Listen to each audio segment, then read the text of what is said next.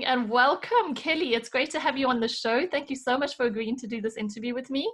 Oh, it's exciting through technology to be able to talk across the pond and wonderful. just share our passion. Yeah, absolutely. So Kelly Lutman is a certified functional medicine health coach, just like I am, also trained through the School of Applied Functional Medicine and previously at IIN.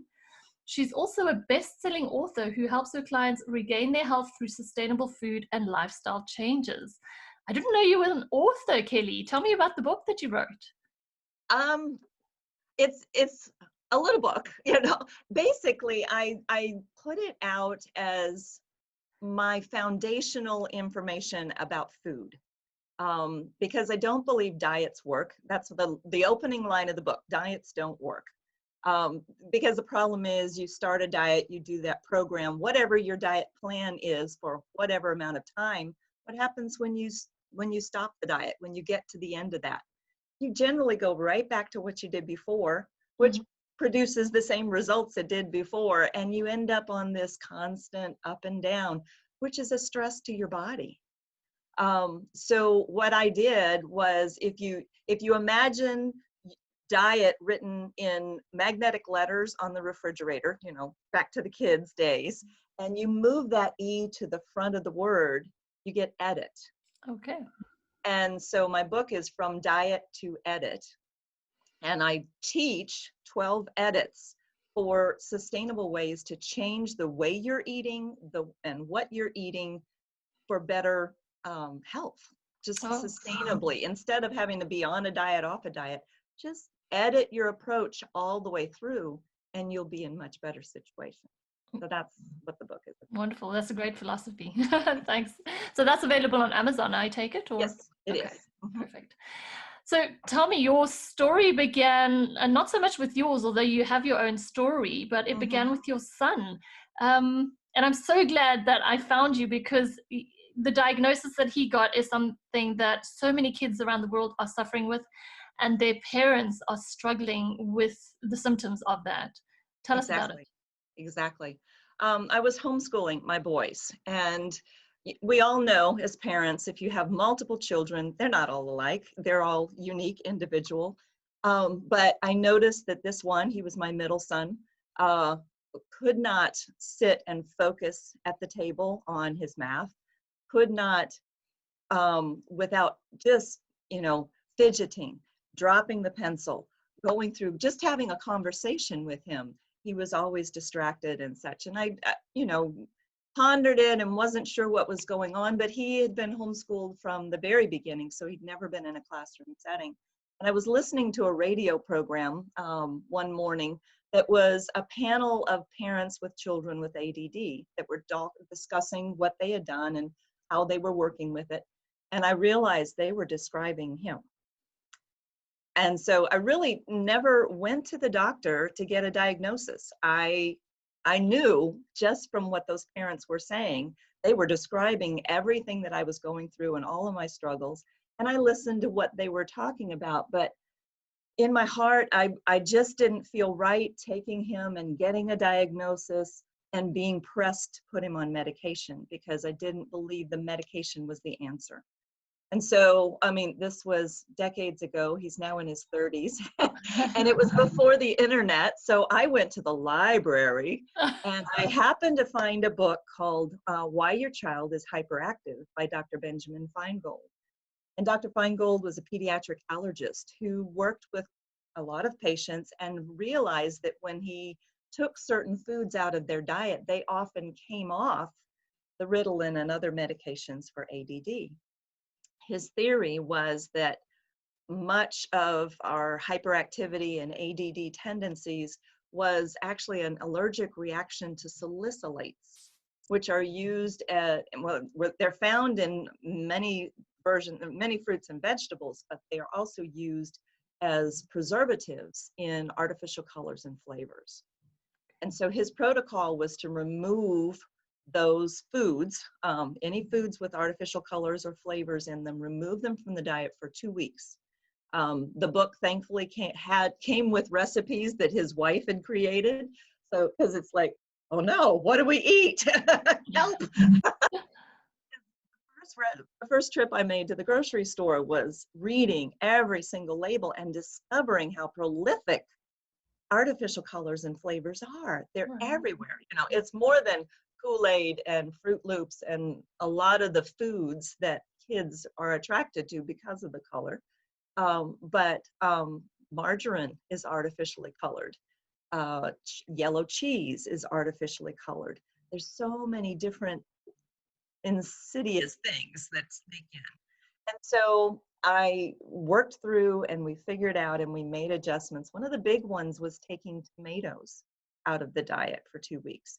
So is that Tomatoes are very high in strong. salicylates? Yes, Okay. yes. And so, you know, no ketchup, no spaghetti sauce, all these different things that I learned to make baked beans without tomato sauce, you know, Okay, wow. just different things like this. And I'm referring to American foods. I don't know how it would relate to European foods, but we found that in that 2 weeks time, with removing those foods from my diet, he changed. Wow. His 2 behavior, weeks. 2 weeks time. And it's kind of one of those things of all we did was change our food. Unbelievable. Mm-hmm. And it was a shock to me that food could have such a significant difference, make a difference like that. So we continued on the protocol. I got pretty proficient at cooking things without, and we did it as a family because I wasn't going to short order cook. And I wasn't going to tell him, your brothers can have this, but you cannot. That would not be fair. So we as a family just changed our diet. But he might go down the street and play with a friend who wasn't following the same protocol and get a snack because he didn't police his food like I would have liked for him at 8 years old. And when he walked in the door coming home, I could tell when he'd had something that was not in our protocol. It was bouncing off the walls. Well, there was an energy change. There was a quickness and a reactory change. And it's just, you learn to read it. And so I would begin to talk to him about, you know, what did you have there? What do you notice about the way you feel now versus when you're not eating those foods? And we began to work through it so that he began to claim it for himself as well. But night and day difference in just changing foods.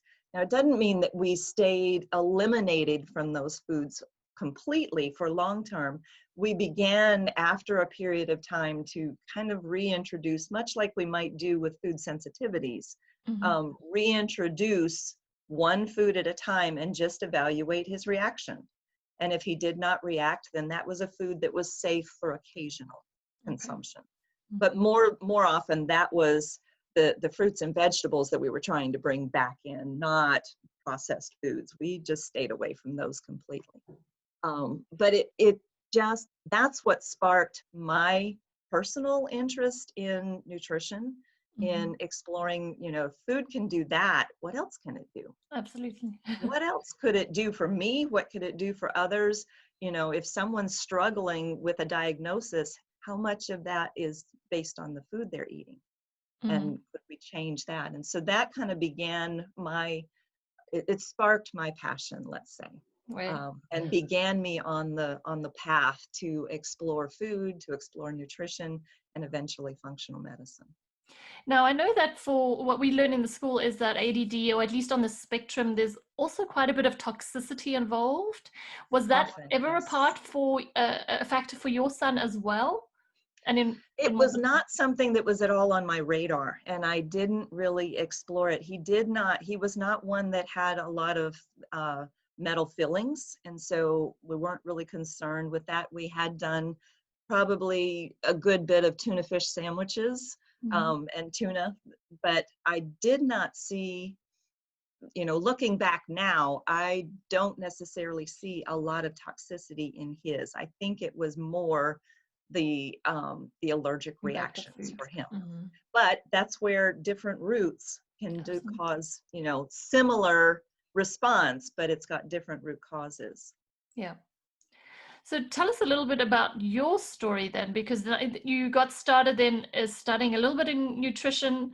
and became a health coach, but was struggling with your own health issues. What were those? What were the symptoms you were experiencing, and what did you find out? When I was in school for health coaching, you know, you're beginning to hear a lot of stories, you're hearing a lot of information, and just like someone going to nursing school or medical school, you start thinking, is that me too? You know, am I dealing with this? But I started recognizing, you know, dry skin, always cold, losing hair, thinning eyebrows, things that are generally good, similar symptoms for thyroid, low thyroid function. And I actually made an appointment and went to see my doctor, requested lab work and a full physical. And when the lab work came back, all they tested was TSH, but they basically said, you're fine. And I walked out of the office thinking, no, I'm not. And realizing I was not going to get an answer from that particular practitioner, I was going to have to do some more looking on my own. I found Dr. Sara Gottfried's book, The Hormone Cure, when she had just published it. And it gave me the first inkling of how thyroid and cortisol and estrogen work together, and how one can be off and be influenced by the other. We know that higher levels of cortisol can influence and reduce thyroid. And I began to read in her book, and it just raised my confidence that what I was sensing, what I was feeling about my body was correct. And even if my doctor didn't recognize it, I needed to pursue answers for me. And How did you find help? Yeah. Primarily nutritionally. I did work with some of the protocols that she provided in her book, but it really wasn't until I got to functional medicine school and learned more about thyroid being such an intricate web of the release of thyroid from your thyroid gland, but having to be converted to T3. And with deeper testing, I really didn't have access to testing when I was kind of working it on my own. She calls it hacking your body. So I was hacking and just experimenting, improved, but didn't get to the root of it until I really became more informed about lab testing and got a full thyroid panel and realized that my issue is in the conversion. The T4 to T3 conversion was low. And I've been able to support that mostly through nutrition, supporting, you know, selenium and zinc and iodine supply, and also working on my cortisol levels, working on stress, learning to be more in the parasympathetic mode than the sympathetic fight or flight, full schedule mode. And so it's been a variety of things that I've incorporated to really bring it back to a comfortable place. And more than anything, it's told me we live in our individual bodies, and you have insight. You know what's going on. You know what feels off. You know when it doesn't feel like it used to. And you need to seek out answers, maybe from your doctor, and maybe your doctor is not the one to help you. Maybe there's a different provider that has different experiences and different insights. But more than anything, my message is to trust your intuition, to be empowered, to press in for an answer to your questions, and to seek until you find those answers, because each of us is worth full health, worth living, feeling good in our bodies. And too many people I've encountered that have come to me as clients don't feel like they've been heard. They've been place to place to place, different doctors, different practitioners, and many of them have come to me saying, no one listens to me. No one wants to hear. Yeah. Right. No one wants to believe me. They say it's in my head. Most of the time it isn't. Yeah, exactly. And they start to question themselves, which is what you're saying. They should just believe in hold tight and believe what you're saying, and look for the answers. Look for someone who's open to listening to what you're perceiving, what you're feeling, and help you put those things together in, you know, I guess, connect the dots to find what's going on with you. And it's unique, even though many people now we're realizing have low thyroid function. A lot of times the root cause of it is unique to each individual. So we have to look into what is going on in their individual bodies. Yeah, that's a very great message. So, and the fact that you really are just saying that food is medicine, because you've managed to see it in your son, reversing it just with food, his ADD Yes. symptoms, as well as your own hypothyroid symptoms, really just with food. Yeah, yeah, it has been. You know, I really haven't pushed to get a practitioner that would consider offering me a medication that would help. Levothyroxine and Synthroid doesn't help me because I have plenty of T4. It's Mhm. not converting.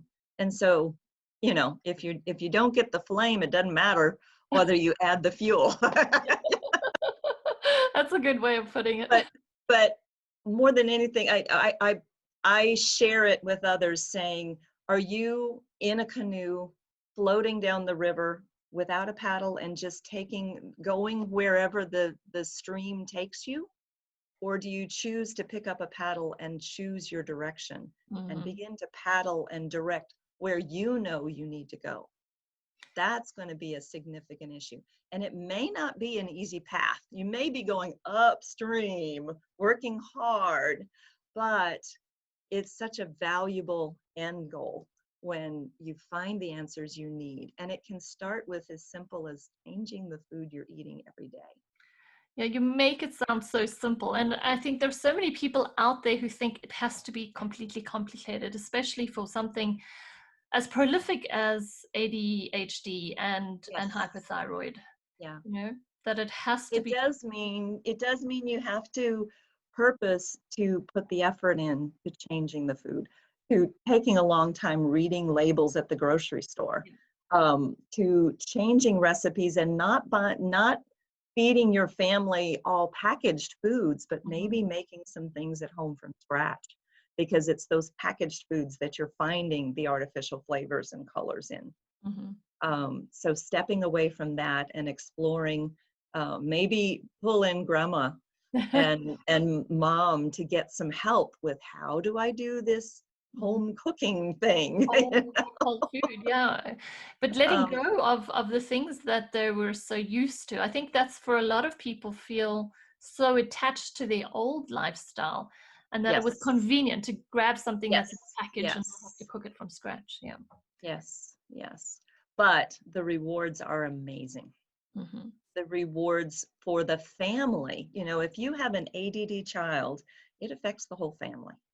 It's not just the child. And we don't know. I never really got a full picture from my son of what was it like to be in his body Hmm. when he couldn't control his Yeah. focus. Yeah. That must have been very frustrating.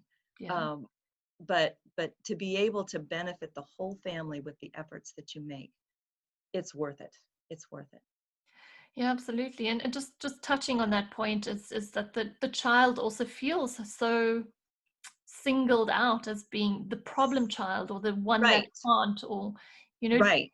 so different. Yeah. And that would really help. Absolutely. So can you tell us, Kelly, what's one thing, or where could somebody start then if it feels overwhelming? Where would you suggest that they start if they wanted to go down this functional medicine route?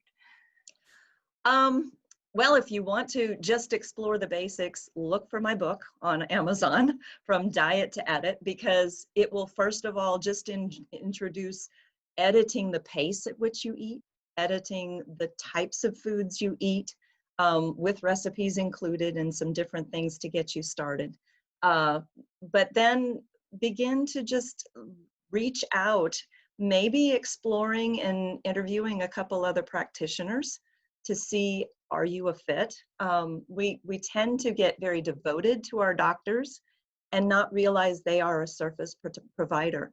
And if you are, you know, we go around looking for the right person to do our hair, and when we find that person, we stick with them. But if If you try someone and you don't like the way the haircut came out, then you're going to keep looking.